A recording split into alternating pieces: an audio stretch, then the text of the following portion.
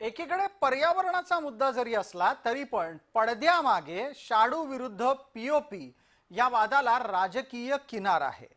आणि ती किनार भारतीय जनता पार्टी विरुद्ध उद्धव गट अशी मुंबईमध्ये प्रामुख्याने पाहायला मिळते, कारण मूर्तिकार आणि विक्रेते हे मराठमोळे आहेत, म्हणजेच मराठी आहेत। मूर्तिकारांचा मुख्य व्यवसाय हा मुंबई महानगरामध्ये पसरलेला आहे।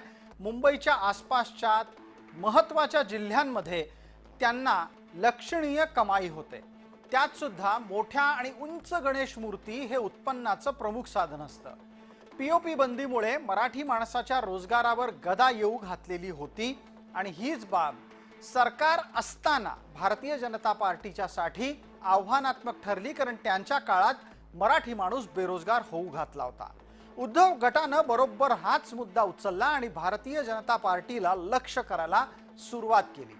भाजपाकडून पीओपीच्या मूर्तींवरील बंदीच्या साठी म्हणजेच बंदीच्या विरोधामध्येही प्रयत्न करण्यात आले आणि त्याद्वारे ही बंदी शिथिल करण्यासाठी त्यांना यश मिळालेलं आहे। असं काही नाही ना की मुंबईतलं सगळं काही प्रदूषण पीओपीने होते। मी पण पर्यावरण मंत्री राहिलेलो आहे। मुंबईतलं प्रदूषण आज आपण पाहतोय, थर्मल पॉवर प्लांट असेल, इतर खूप गोष्टींमधून होते। हे आरेतली जंगल जे कापतायत, झाडं कापतायत, त्यांचे जे बिल्डर आणि कॉन्ट्रॅक्टर सगळे आवडते लाडके कॉन्ट्रॅक्टर जे प्रदूषण करतात त्याच्यामुळे होतं।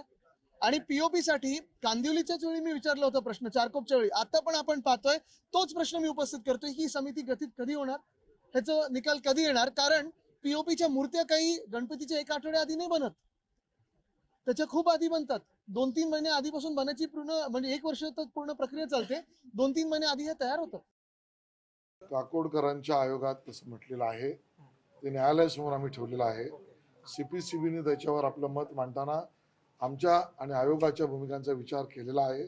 न्यायालयाने आता राज्य सरकारला याच्यावर तुमचं म्हणणं काय ते मांडा असा अजून एक स्कोप दिलेला आहे, त्याचा उपयोग आम्ही करू।